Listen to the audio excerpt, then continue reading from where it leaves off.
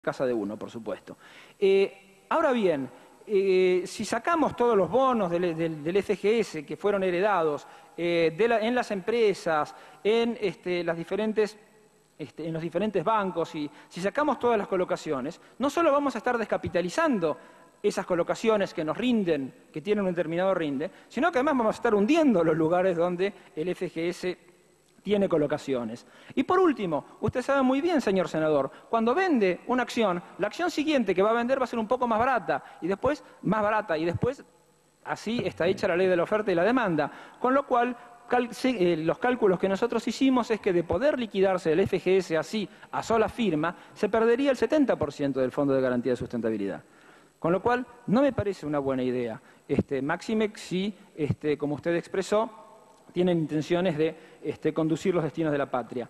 Por lo tanto, recapitalizar las utilidades del FGS a medida que se vayan realizando, de algún modo también contribuye a la sustentabilidad, que es el problema, lo hemos visto con el breve raconto histórico. El grave problema de la seguridad social es su sustentabilidad, que se puede mejorar el sistema, sin duda, pero sobre las bases que están, y no destruyéndolas, no dinamitándolas. Es decir, pasar de stock a flujo, o si no, por supuesto, no es la intención y mutatis mutandi, pero era como en otra época, en otros tiempos, por suerte lejanos, se decía, no, vendamos YPF y con eso le pagamos a los jubilados.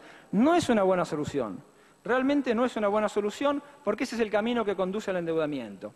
Luego, que las pague el presupuesto nacional, porque evidentemente después de que el ANSES diga, quebré, y le diga al Fondo de Garantías, liquidate, y bueno, nos queda el presupuesto. Ahora, dentro del presupuesto, uno de los pilares básicos de la política económica ha sido el superávit fiscal, y esto desde el 2003. Y el superávit fiscal es un elemento, creo yo, no solo constitutivo de soberanía, porque nos permite no depender de organismos financieros internacionales que no han olvidado nada ni aprendido nada, cuando uno ve las recetas que el fondo les propone a los países de Europa otrora prósperos. Por lo tanto, conservar ese superávit, mantenerlo, es una medida de sana gestión económica, pero también de soberanía política. Y cuando uno ve cuáles son las cifras del presupuesto y los resultados financieros que expone el ejercicio 2010, son 0,05%, digo bien, del producto. Con lo cual el costo, que ya habíamos dicho que, según algunos cálculos, es del 3% del producto, listo, volvemos al tema del déficit. Volvemos a poner a la economía argentina en déficit. Y ahí se van a perjudicar todos. No es que el multiplicador que a mí me permita levantar los salarios de los jubilados me va a salvar. No es que el mayor consumo voy a poder seguir con una política de desarrollo industrial con justicia social. No, se acabó. Cuando hay déficit ya empezamos a depender de los prestamistas, y cuando uno depende de los prestamistas, muy bien, no le va. Esto, digamos, como una cuestión, sin duda, cuando llegue el debate del presupuesto, lo podremos ampliar un poco más. Pero habida cuenta del tiempo, quisiera pasar a decir, bueno, pero estas son cosas que el bloque oficialista hace cuando se junta, son cosas que piensa, se dan manija entre ellos. No, porque cuando uno ve otras opiniones, por ejemplo el informe del Plan Fénix, el sistema previsional aportando un debate fundado, sostiene el Plan Fénix que el sistema previsional no puede aislarse de la trayectoria que recorre la economía. Digo, hay un exceso de voluntarismo en la media sanción de diputados digno de mejor causa, porque no es sustentable. Y hasta el Plan Fénix, que no me parece particularmente oficialista, dice, bueno, el sistema previsional tiene que acompañar la evolución global de la economía y no tiene que ser un palo en la rueda ni un cartucho de dinamita prendido. Eso lo digo yo, no lo dice la gente del Plan Fénix, que por supuesto es muy seria. Pero sin la moratoria, por ejemplo, dice la gente del Fénix, la cobertura sería menor en 30 puntos. Dice directamente, la media sanción de diputados no atiende la sustentabilidad fiscal, y la gente del Fénix habla de 4 puntos del producto, del costo de este proyecto que estamos examinando. Y cuando hay déficit y crisis económica, los beneficiarios son las primeras víctimas de una crisis fiscal, porque lo primero que se empiezan a cortar son los subsidios. Lo hemos visto en la Argentina y lo hemos visto muchas veces. ¿Cuál es la conclusión del Plan Fénix? Es que esto va a terminar generando derechos que van a terminar en la justicia por incumplibles. Es decir, directamente lo mandan al plano de las ideas sublunares. más las indeseables consecuencias macroeconómicas, dicen, que Argentina ha conocido en el pasado y siempre han recaído en la población pasiva. Cuidado, que esto no sea un poco como cuando uno hierve agua, que parece que hay más volumen, pero en realidad es solo vapor. Y al final, cuando uno apaga el fuego, quedó en realidad bastante menos agua. Eso, no sé, lo habré sacado de Occam o de alguno de esos. Tenemos el informe de la AGN. Informe de la AGN, Guillermo de Occam, un señor que hablaba de un, de una Gillette, pero en esa época no existían. No importa. ¿Cómo? No, de Occam, pero bueno, los filósofos tienen que saber cocinar a la hora de... No platos indigestos, ni que caigan mal, ni que después nos hagan más flacos de lo que en realidad fuimos. Pero bueno, la cosa es que tenemos un informe de la AGN, Estudio Especial, Deuda Pública Contingente, Sistema Previsional, Período 2007-2050, que es de abril del 2010, es decir, no es algo preparado ad hoc ni sobre el cual hayamos influido mediante nuestras especialidades en nigromancia. Y además, hay que decirlo, en la AGN hay personas que pertenecen a la Unión Cívica Radical, y este informe lo han aprobado. Y el informe es lapidario. El resultado financiero del CIPA, dice, es deficitario si se quitan los recursos tributarios, 15% de la coparticipación, y es bueno marcar el punto, más los tributos específicos, y se financia solamente con aportes y contribuciones. Y acá viene lo jugoso del asunto. En un escenario en el que se reconociera un haber previsional equivalente al 82% móvil, las proyecciones indican que se incurrirá en un déficit crónico en toda la serie proyectada, 2007-2050, lo cual se va a agudizar aún más si se los trae al ANSES el 15% de copa, y estaríamos en una situación, ya no habla más la AGN, si no son mis pobres palabras, no es una política de déficit cero la que plantea esta media sanción, es una política de déficit permanente. Ya no es más la revolución permanente, ese es el déficit permanente. Y quizás crea, o pueda llegar a crear, tanto desorden. Bueno, el CIPEC también habla en contra del 82% móvil, y el CONICET, lo cual está bueno, también nosotros hemos sobrevivido esa época, estimado senador, en la cual se mandaba a los científicos a lavar los platos, seguramente por los platos indigestos que se cocinaron, son los platos más difíciles de lavar, y a saber quién paga los platos rotos. Pero en una investigación del CONICET, Demián Panigo habla de los artículos 5, 6 y 7 de la media sanción, señala que involucran un fuente de aumento de las jubilaciones más elevadas, lo cual estira la diferencia entre el sector, en el sector pasivo. Ahí hablan del achatamiento de la pirámide. Bueno, pero si se aplican estos artículos no va a haber una pirámide chata. Lo que va a haber simplemente una trompeta dada vuelta, es decir, con mucha gente abajo y muy poca gente arriba. El ejemplo que cité, Panigo sostiene que puede haber aumentos hasta del 1000%. Digo que no es el caso y no es precisamente la gente para la cual nos interesa legislar. Aquellos que tienen un buen pasar y que sin duda se lo han ganado.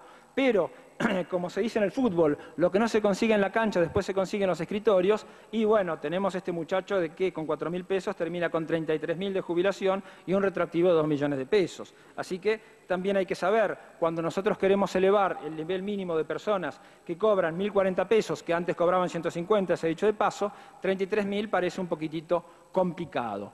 Por lo tanto, y acá cito a Panigo, con permiso para leer, es que esta ley, dice Panigo, generaliza estos casos, haciendo que un montón de personas de altos ingresos que cobraban entre 3 y 4.000 pesos de jubilación pasen a cobrar 10, 15, 20 o 20.000 pesos, reproduciendo entre los pasivos la misma desigualdad que entre los activos. Y agrega, desde el CONICET llamamos a los senadores a reflexionar, a confrontar científicamente y seriamente este proyecto que parece al cual le falta un poco de discusión y reflexión en los ambientes apropiados. Bueno, eso dice Panigo. Nosotros tenemos toda la tarde, toda la noche para seguir discutiendo científicamente o pasionalmente, puesto que la pasión siempre tendrá razón. Entonces, señor presidente, quisiera terminar con algunas consideraciones institucionales y políticas, porque aparte de que es mi profunda convicción que este proyecto con media sanción de diputados dinamita la seguridad social en Argentina, nos mete inmediatamente en déficit en el presupuesto y nos empuja entonces a una política de ajuste, decir, bueno, a ver qué gastos bajamos. Yo no creo que la aritmética presupuestaria diciendo, bueno, bajamos de acá, ponemos acá, sea una cuestión tan fácil y que sea algo sin consecuencias. Usted sabe bien, en la economía uno toca algo de algún lado y enseguida hay que prever cualquier desarreglo que siga en la rueda. Pero me parece que hay algunas consideraciones institucionales y políticas importantes. No creo que se haya cumplido el marco normativo existente. Se ordena al ANSES a efectuar un pago de gran magnitud sin determinar con certeza cuál es su financiamiento. El artículo 5 de ese punto de vista me parece insuperable. Una regla de sustentabilidad. Usted citaba los decretos de necesidad y urgencia, pero el artículo 5 les gana. No es el quinto mandamiento, pero en materia de saber, de cuantificar de cuánta plata estamos hablando, bueno. Luego, sí me parece que hubiera estado bueno, siguiendo la 24.156, que los artículos 28 y 39 digan efectivamente de dónde se van a sacar específicamente los fondos, más allá de decir que pague ANSES o que nos fumemos el FGS. Y me parece que se contrapone con el artículo 15 de la 25.917 sobre el régimen fiscal, régimen federal de responsabilidad fiscal, e incluso el 126 del reglamento de este honorable Senado. Mucha confusión más en el proyecto de ley. Se mezclan flujos con stock, superávit con excedente, se proyecta el mediano plazo sobre la base de resultados anuales puntuales, se pretende disponer de activos que tardan años en centralizarse, como si ya estuvieran líquidos. Digo, es digno del Mago de Oz, tratemos de que no sea digno del Martínez de Oz. Así que tratemos de volver un poquito a las realidades que nos marca la economía. Los hechos son tercos, decía alguien por ahí alguna vez.